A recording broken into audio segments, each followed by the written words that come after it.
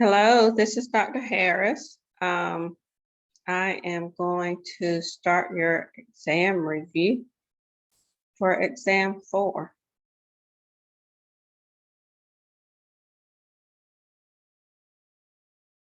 Okay, so with exam 4, we're going to cover the musculoskeletal system, digestive system, as well as pediatrics. Just a few housekeeping things you need to know about is this is the last exam. It will be proctored through Proctoria, and you have to score an average of 80% of all the 4 exams in order to pass the course. Okay. So we're going to start off with the musculoskeletal system. Okay, so we know that mature bone is made of cells, fibers, ground substances, and large amounts of crystallized minerals, mainly calcium. In these structures here, I have a picture of a bone structure. And then if you can look over to your right, you see a what the structure elements are contained of, as well as their function. Okay, so this is also in your text, but you can see that bone cells, they're split up in the osteoblasts, osteocytes, and osteoclasts. To the right, it says the function of those. Your bone matrix, that's split up into collagen fibers, proctoglycans, BMPs, and glycoproteins, and this is just to name a few. Okay, so we know there are 3 types of bone cells. You have your osteoblasts. Okay, they originate from the MSCs. Your osteocytes, those are the most abundant cells in the bone. Okay, they are the final differentiation stage of for the osteoblast. And then you have your osteoclasts. Okay, these are the terminally differentiated multinucleated bone cells. We're going to talk a little bit about those individually. So osteoblasts. Bone formation is initiated by osteoblasts. Okay, you have inorganic calcium phosphate produced at this time. Osteoblasts are active on the outer surface of bones, forming a single layer of cells. Okay, osteoblasts are responsible for parathyroid hormone, and they produce a protein called osteocalcin when it's stimulated by vitamin D3. And it is vitamin D3, not D2. Okay, so osteocytes, they are transformed osteoblasts that become trapped around or surrounded in the osteo as it starts to harden. Okay, they are stored within the lacuna, which is the space within the hardened bone matrix. The primary function of osteocytes is to act as a mechanoreceptor.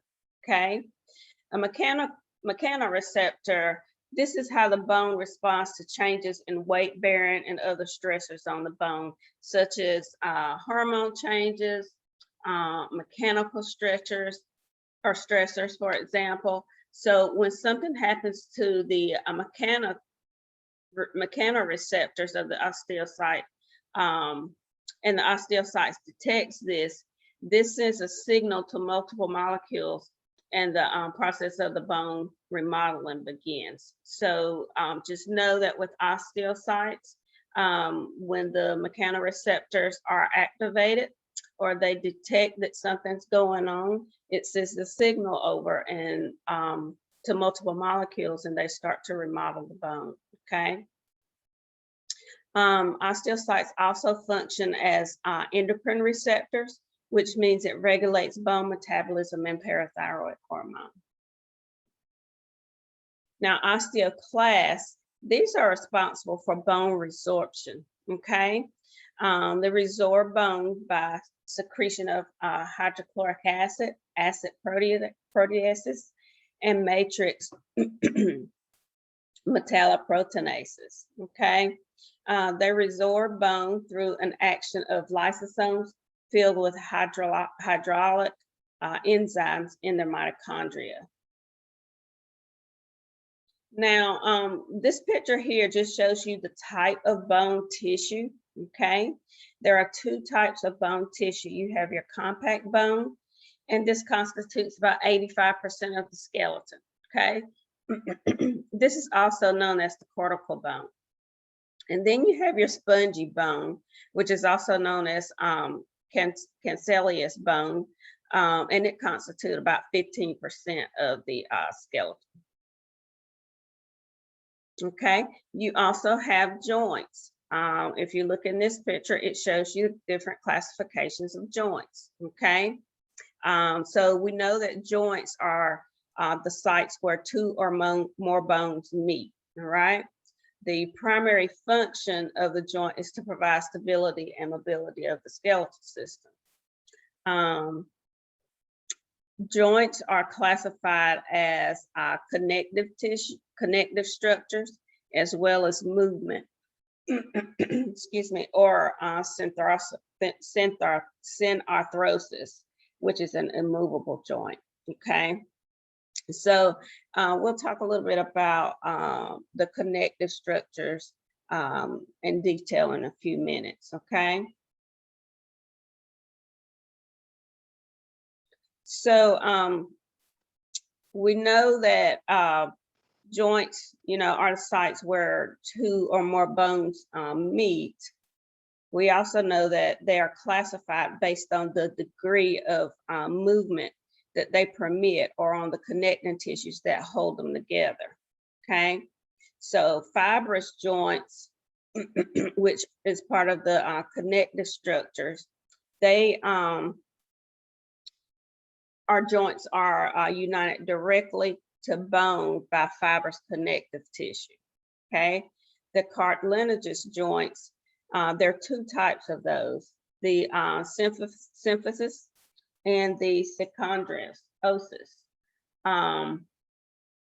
Then you have the synovial joints, and this is the most movable and most complex joint in the body. A lot of times you'll hear about, if you're in ortho or you're seeing a patient with some kind of bone disorder, they'll talk a little bit about synovial joints because it's very complex. Now, some disorders of the bone. Here we're going to discuss osteoporosis, osteopenia, and osteomyelitis. Now, with osteoporosis, we know that this is the most common bone disease. It develops during the remodeling cycle of the bone, okay? It's characterized by low bone mineral density, and there are two types, mainly the primary, which is an idiopathic osteoporosis, and then secondary, okay? Primary osteoporosis develops with age, okay? It develops during the process of bone resorption and bone formation. Secondary osteoporosis is caused by other conditions such as endocrine disorders, hormone imbalance, which include hormone imbalances, diabetes, hyperparathyroid, and hyperthyroid. Okay, secondary causes can also come from different medications, such as heparin, corticosteroids, phenytoin, and barbiturates, lithium as well. Another secondary cause can be tobacco and alcohol. Now, when we talk about osteoporosis or think about osteoporosis, we think about, how it happens. How do we determine that someone has osteoporosis versus osteopenia? Okay, so we measure this by using what we call a DEXA scan. All right, here in this PowerPoint slide, I have for you the what the world, or according to the World Health Organization, what a T-score means in relation to your DEXA score. Okay, so make sure that you're paying close attention to that, and know that it's on a negative 1.0 or above is considered bone dense, normal bone density. Okay, but pay close attention to what these measurements are, because you'll see a lot of them if you're going to be in primary care, what have you, and you're geriatrics. You will be taking care of a lot of patients and ordering a bone density. Okay, so we know that osteoporosis is most common in women at a rate of 1 in 2 women. Okay, it's also common for women that have an estrogen deficiency to experience postmenopausal osteoporosis. Okay. We also use something we call a fracture risk assessment. That's used in clinical sometimes by many clinicians, because it incorporates the clinical risk factors along with the your DEXA score, or your bone mineral density, so to speak, at the femoral neck to predict an individual's 10-year probability of having a fracture. Okay, so we do use both of these tools in combination to make sure that we are, of course, providing the patient with information about the bone loss, but we also want to incorporate, any other factors that could be contributing to their osteoporosis. Okay. So we know that 1 in 4 men also experience osteoporosis, not as much as females, but men have been known to have osteoporosis too. We know that postmenopausal changes, when there's an imbalance between the remodeling activity of osteoclasts and osteoblasts, then this is where osteoporosis is started. We also know that in women, bone loss begins before menopause. It's most rapid in the first years after menopause, and then it can persist throughout postmenopausal years. So, excuse me, whenever you're ordering your bone density, just please pay attention to your patient's age, because one of the diagnoses for ordering and getting this covered would be menopause or postmenopausal disorder. Okay. Now, also please be mindful that peak bone mass, that's the maximum bone density and strength, is reached around age 30. Okay. After which the bone resorption slowly exceeds bone formation. So know that peak bone mass is usually reached around age 30. All right, so here you can see what the World Health Organization has defined as osteoporosis based on the bone density. All right, you need to be mindful of this because your patients will want to know, how's my bone health? And then, of course, you would want to know how their bone health is as well, so that you can definitively say if you need to start treatment with anything other than vitamin D and calcium. Okay. So according to the World Health Organization, you have, or your patients would have normal bone mass, osteopenia, or osteoporosis. Okay. So know those standards. Now, osteomyelitis is an infection of the bone. Okay. It's mostly caused by bacteria, but it can also be caused by fungus, mycobacteria, parasites, and sometimes viruses that can affect the bone. Okay. So there are exogenous ways that the bacteria can get into the bone, and this would spread from the tissues to the inside of the bone. So if a patient had an open fracture or wound, or from a surgical procedure, then they could develop osteomyelitis from the bacteria getting through that tissues and getting it to the bone. And then you have hematogenous. That's when it's spread from the bone to adjacent soft tissue. So it's actually spreading from the inside out, okay? Hematogenous infection is typically found in infants and children. It can be found in older adults, but mostly in infants and children. The most common bacteria that causes osteomyelitis is Staphylococcus aureus. And some of the clinical manifestations that a patient would have could be, and this is just to name a few, fever, malaise, anorexia. They may have some weight loss. They may have pain at the site of inflammation. You might notice some lymphadenopathy, swelling at the site of inflammation, but know that these clinical manifestations can differ depending on the mode of entry. So it would depend if it was exogenous or hematogenous or what have you. Okay, some of the treatments, this is not a full list, but some of the treatments would include a surgical debridement, a bone biopsy, a culture, and most definitely antibiotics.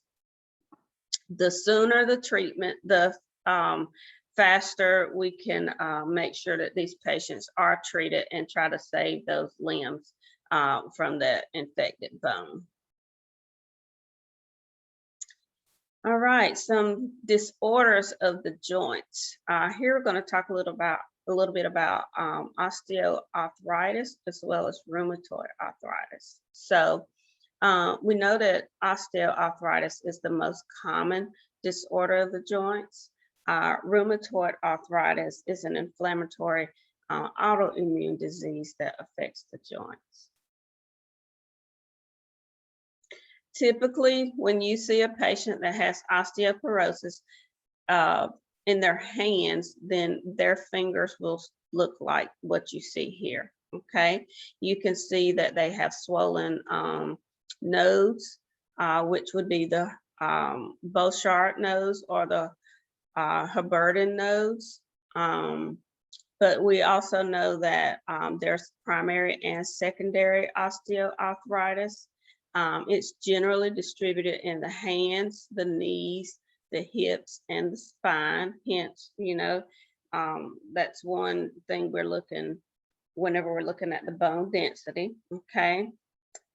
We also know that the primary pathogenesis is degeneration and then eventual loss and disordered repair of the articular cartilage in those bones, okay?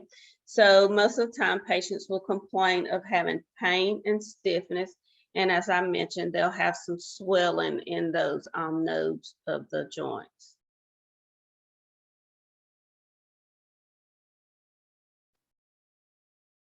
Now,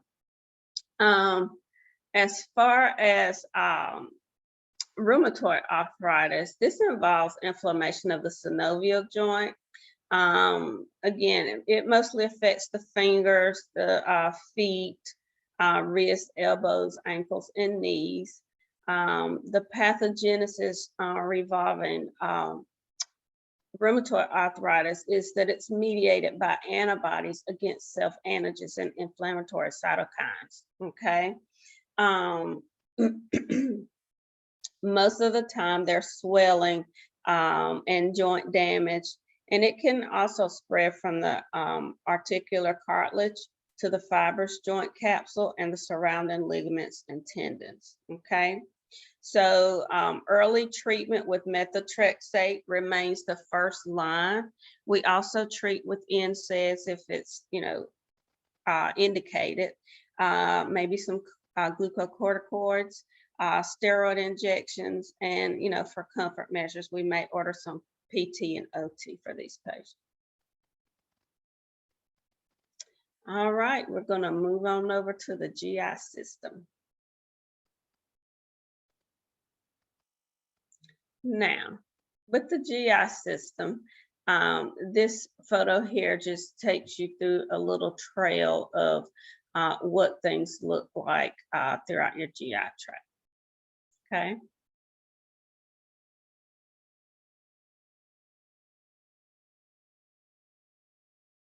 Now,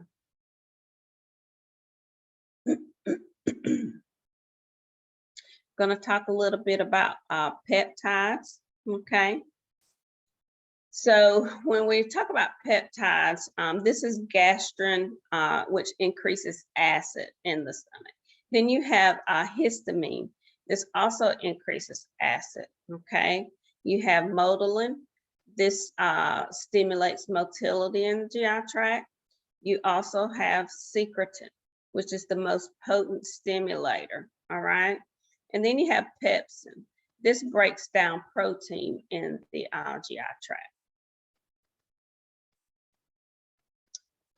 And then you have the pyloric sphincter. This starts with the swallowing phase, mixing and propulsion phase, and then you have the gastric emptying phase, okay? So looking at the pancreas, we know this is our insulin center. Let's talk a little bit about the exocrine function of the pancreas. This is where food enters the stomach. The pancreatic juices are released into the pancreatic duct. The pancreatic duct then joins the common bile duct, which forms the ampulla, okay, of the vater. And then the ampulla of the vater is located in the duodenum, okay? Trying to show you a little bit of this within this picture here. And then you have bile from the liver combines with the pancreatic juices in the duodenum to help digest fats, carbohydrates, and proteins, okay? We know that lipase breaks down fat, amylase digests carbohydrates, and trypsin and can digest the proteins. Trypsin and chirotrypsin digest the proteins.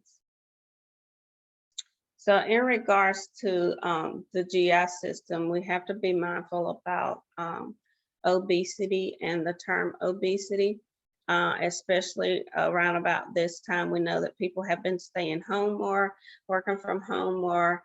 We've seen a lot of weight gain in our population. So we do need to take in consideration what this means with the GI tract, okay?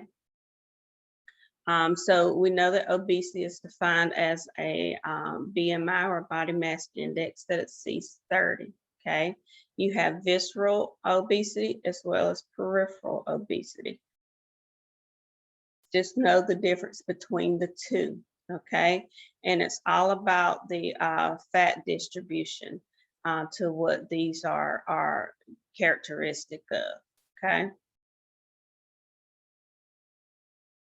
Now, GERD, I know you had an exam question on this on the previous exam, which it was not supposed to be. However, most of you got it correct anyway.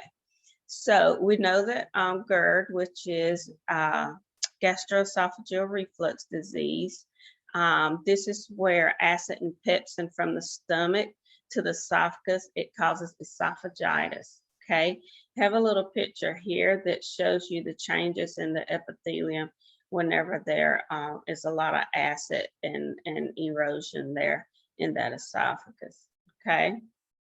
So we have to think about what kind of risk factors a patient will have that could cause GERD. Obesity is one, a hiatal hernia. Many times some of their medications can cause the flare-up. And we know that patients that have a chronic cough or asthma, this can trigger GERD to be activated in the system as well, okay? So the main clinical manifestations of gastroesophageal reflux disease is heartburn. And a lot of people say that they can feel the acid radiating up to the back of the throat, okay? They might have a chronic cough. It may cause some asthmatic attacks as well as laryngitis when the acid gets in the back of the throat and just kind of sits there, okay? They might experience upper abdominal pain within an hour of eating. It could be worse when they lay down or in the intra-abdominal or if intra-abdominal pressure increases. The heartburn also may experience or be thought to be chest pain. And then we would work them up for, you know, a cardiac, work them up for cardiac or ischemia. But we have to rule out, you know, anytime there's chest pain, we have to rule out cardiac disease. All right, so bowel obstructions. So the bowel obstruction is the most common occurring small intestinal obstruction, and it's related to adhesions, and that can account for about 50 to 70% of all small bowel obstructions, okay? So remember, small bowel obstructions most commonly occurs in the small intestine, okay? So typically small bowel obstruction usually presents early with abdominal distension. Now you have to be mindful of the body habits of your patient when they come in with some abdominal issues or abdominal pain, okay? Because if it's a tiny lady and she has abdominal distension, you know, and you're doing a workup, and based on her symptoms, that kind of thing, her abdomen may be distended. If you're dealing with a larger person, then her abdomen may not show, you know, as distended as, you know, someone of a smaller stature, rather. Okay, so if the obstruction is at the pylorus or at the high end of the small intestines, then the patient might have metabolic alkalosis, okay? Metabolic alkalosis, all right? If in the prolonged intestinal obstruction, then there's a lack of circulation, and it produces lactic acid, and therefore this patient would be considered metabolic acidotic or acidosis, okay? All right, so this slide here just shows you a diagram of what it looks like when a patient has an intestinal obstruction. You can follow this. It goes down to show you, you know, if the patient had a bacterial translocation, maybe peritonitis, fever, if they ran into hypovolemic shock, again, alkalosis and acidosis in the patient, or extra cellular fluid volume depletion. So just pay attention to this diagram here. Provides you a lot of details.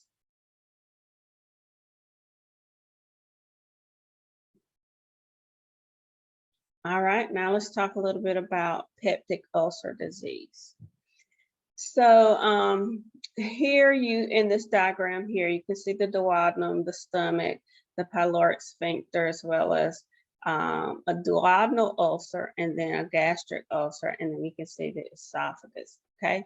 So peptic ulcer is a break in or ulceration in the protective mucosal lining of the lower esophagus, stomach, or duodenum, okay?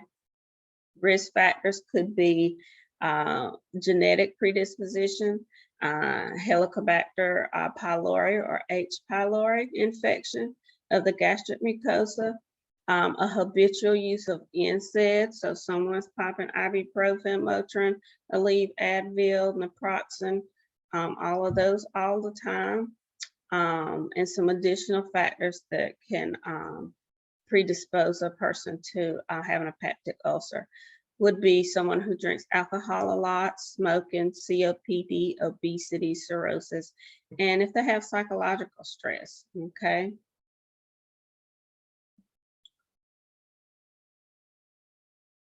Now, dumping syndrome, we typically see this in patients that have had gastric bypass surgery, okay?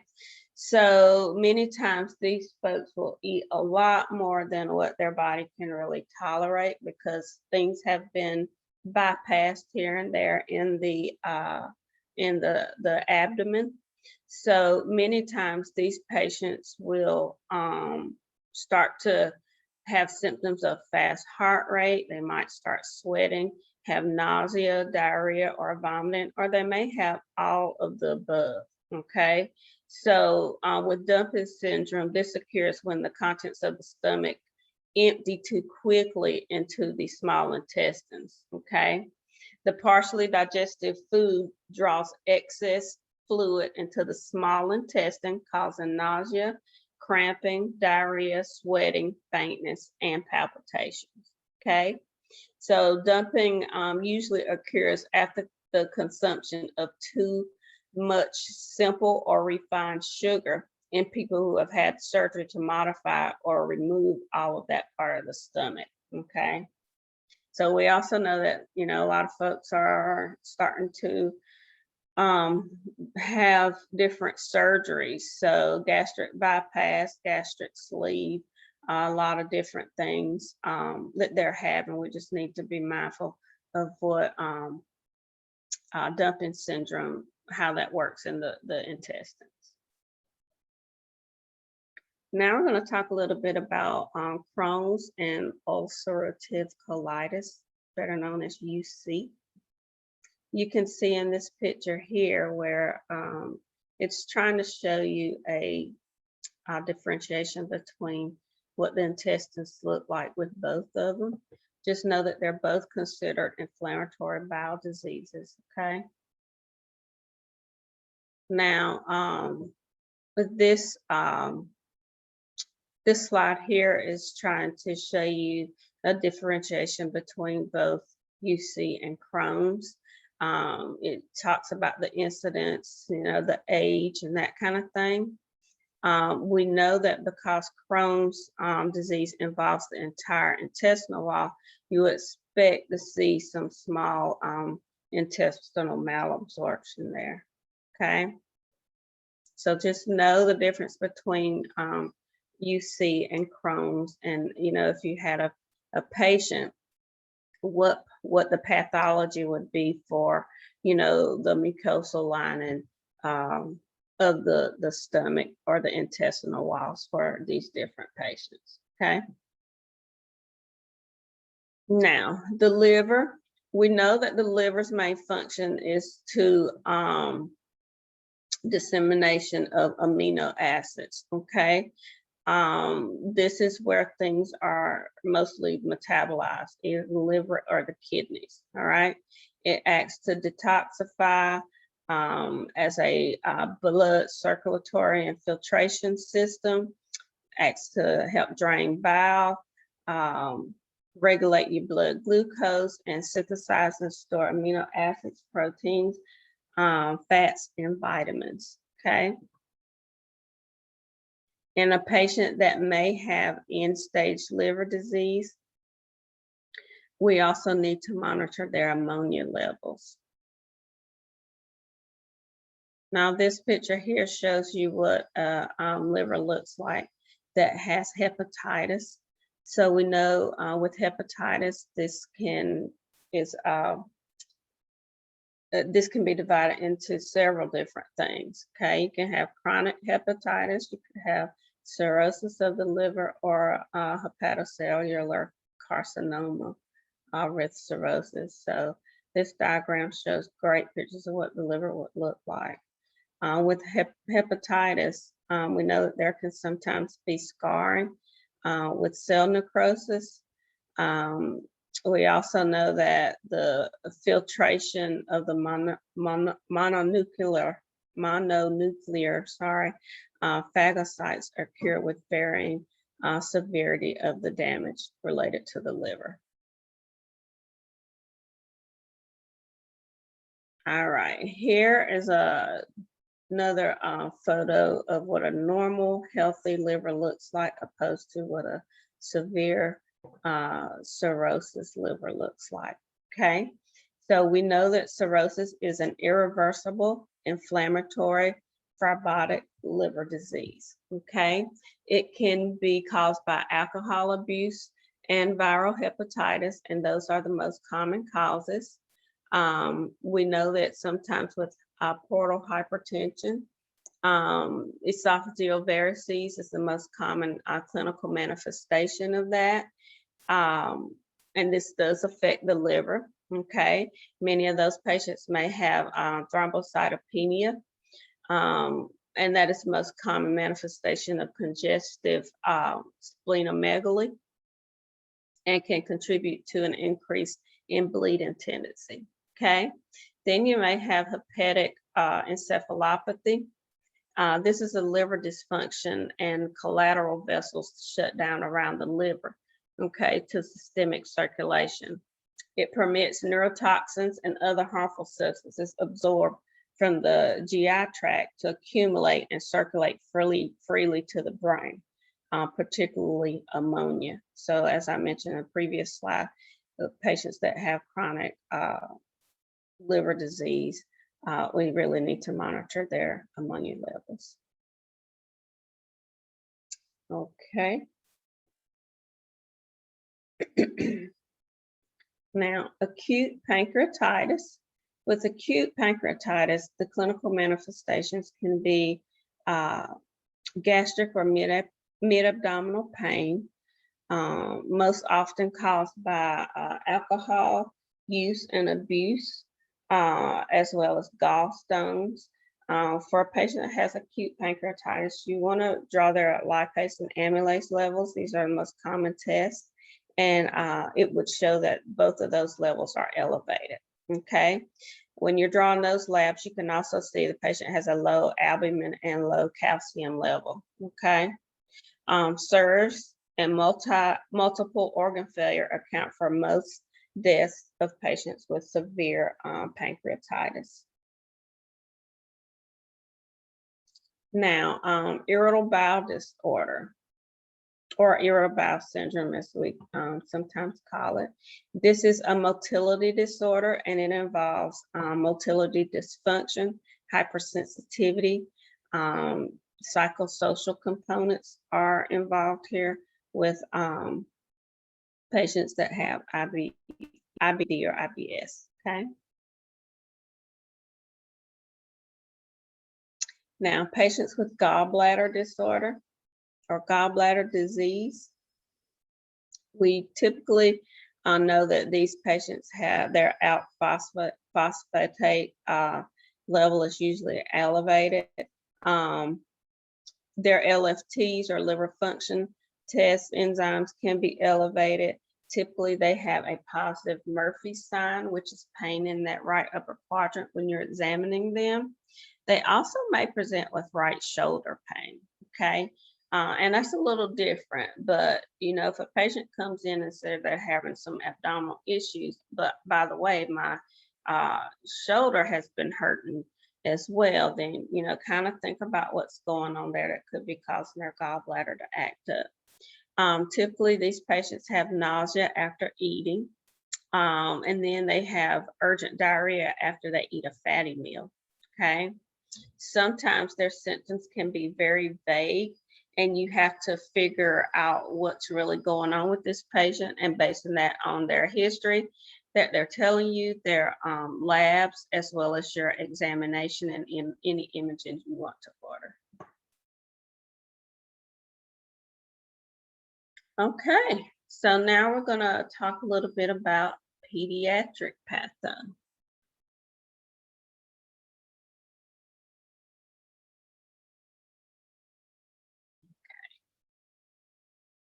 All right, so let's talk a little bit about cancer in children. We know that leukemia is the most common type, and acute lymphoblastic leukemia is the most common, okay? Most cases of ALL are in children between the age of 2 and 5, okay? Then we can have lymphoma, Hodgkin and non-Hodgkin. Cancers in children can also be related to tumors, mostly neuroblastoma, Will's tumor, rhabdomyosarcoma, retinoblastoma, or osteosarcoma. Okay. The etiology for cancers in children is really unknown, but it's thought to be from genetic and environmental factors as the contributing factors. Okay. 10 to 25% more cancers are more prevalent in Caucasians than African Americans. Okay. In regards to Hodgkin and non-Hodgkin, this typically occurs in children, adolescents, and adults. So not commonly seen in infant population. All right. Now, as far as environmental factors that can be contributing to cancer in children, they would include, prenatal exposures. Years ago, DES was prescribed to treat miscarriages in women. Could also be children exposed to ionized radiation, any kind of drugs and viruses.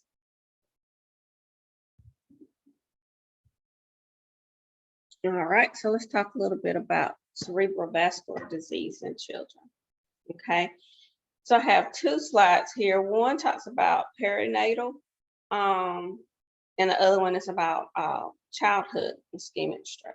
Okay, so we know that the blood clotting mechanism includes antithrombin enzyme activity, protein C, and protein S deficiencies, or abnormal factor 5 Leiden. Okay, so with perinatal patients, this usually they could get a CVA usually between the 20 and 28 weeks. Okay, it's typically caused by has a secondary cause that attributes to arterial or cerebral venous thrombus or embolization.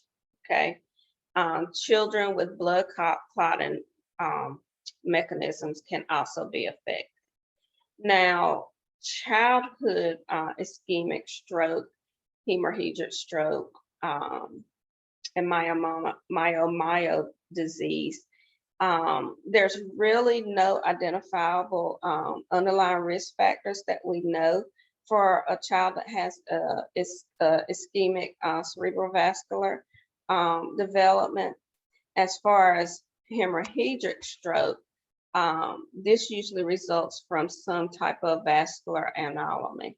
Okay, and Moyamoya disease is a very, very rare but chronic progressive stenosis of the anterior circulation of the heart.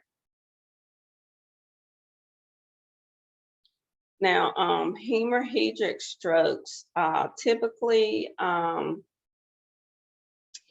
congenital cerebral arterial venous malformations are the most common cause. For ischemic stroke, many times children with sickle cell, cardiac anomalies, and brain infections. That's where we see that they most commonly have cerebrovascular disorders or diseases. Now, here's a few digestion, absorption, and nutritional disorders in children. So we have Hirschsprung's disease, we have intussusception, celiac disease, cystic fibrosis, malnutrition, and hepatitis. We're going to talk a little bit about those individually.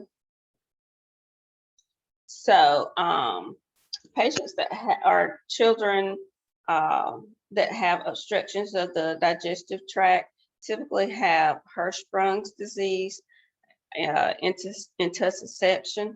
I've seen one child with intussusception in my career, but it was as an RN. So I had been working my peds clinical rotation, And I was able to see this child in a clinic with another provider. So a patient with intussusception, it's the most common cause of bowel obstructions, okay? Small bowel obstruction in these little patients. This is when the proximal portion of the intestine collapse into the distal portion in the direction of peristaltic flow, okay? Now, these patients typically have that colicky cry, because they're in so much pain, they're irritable. You might see when you're examining their belly that you might see a little mass there. They may have some vomiting, and they may have what we consider current jelly-like stools, okay? A patient that has Hirschsprung disease, this is one of the most common obstructions in infants. Typically, it's a congenital malformation that's resulting from failure of the neural crest cells to migrate into the GI tract, okay? Usually, patients show signs of this within the first 24 to 72 hours after they're born. They have a delayed pass of meconium. They're not eating well, and they have poor weight gain, and their little stomachs are distended.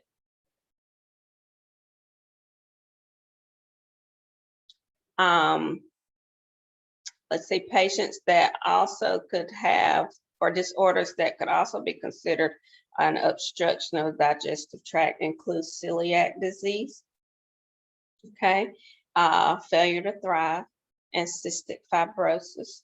So a patient with cystic fibrosis, this is an autosomal recessive disease of the exocrine glands. The pathogenesis, and make sure you know pathogenesis of all three of these. The pathogenesis of cystic fibrosis is a dysfunction of the CF transmembrane regulatory protein. Clinical manifestations with these children include GI symptoms, and then that also precedes by some pulmonary manifestations, okay? Early cystic fibrosis patients typically have pancreatic insufficiency, okay? A patient with failure to thrive, remember, failure to thrive is a physical sign, okay, of inadequate nutrition for optimal growth and development. In your text, it talks about failure to thrive, but it also talks about malnutrition, okay?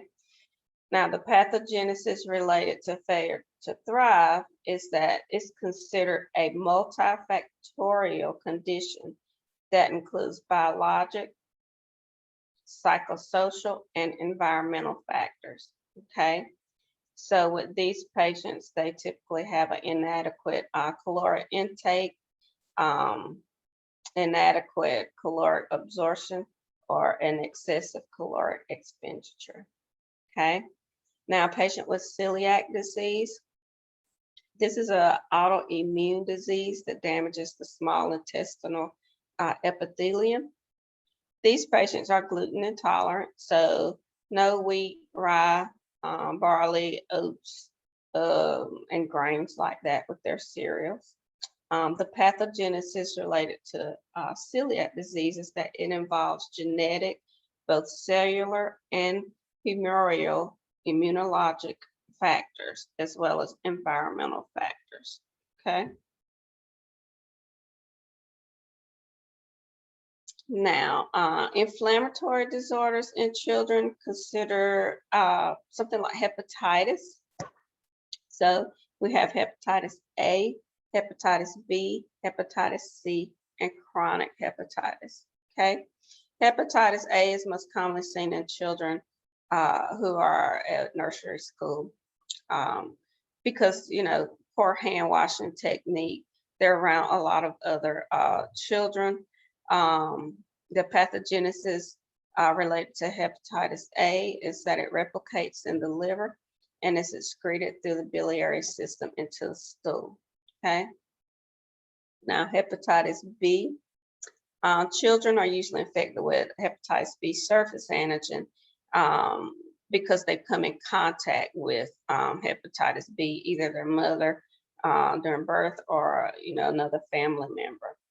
Hepatitis C is most commonly transmitted via the maternal co-infection with HIV. Chronic hepatitis, which would be, is mostly caused by hepatitis B and hepatitis C. There's also an autoimmune form called autoimmune hepatitis or autoimmune primary sclerosis cholangitis. Okay. Typically, with chronic hepatitis, there is an elevation in aminotransferase, autoantibodies, and IgG, okay, or immunoglobulin G.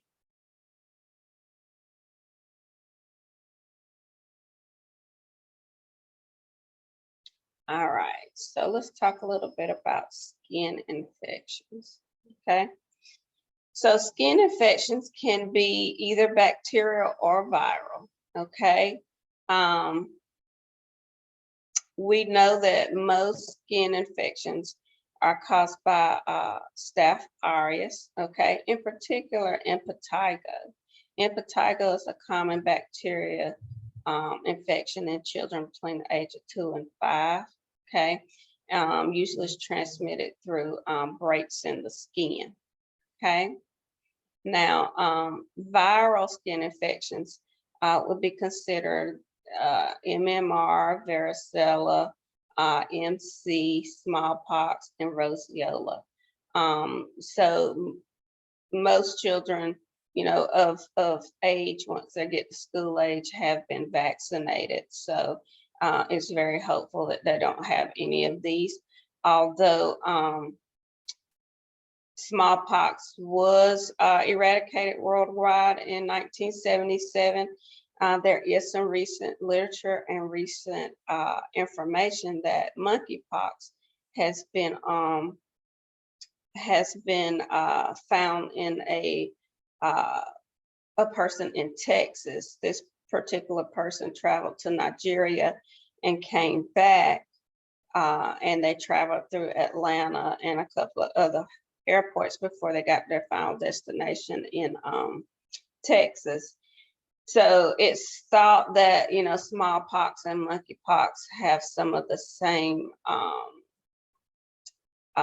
genetic predispositions there. So we'll see how that comes up. There'll be nothing about monkeypox on your exam though, okay?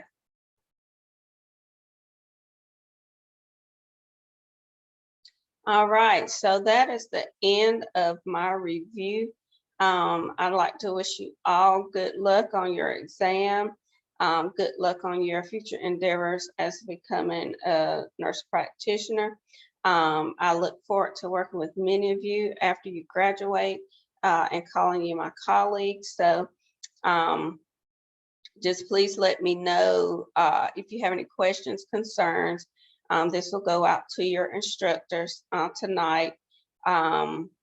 Also, complete your surveys because it helps me know what works for you, what did not work for you, what you want to do better, what you want to see more of, what you want to see less of. So I'd appreciate that, those comments. So again, study hard, and this is your last exam. Thank you very much.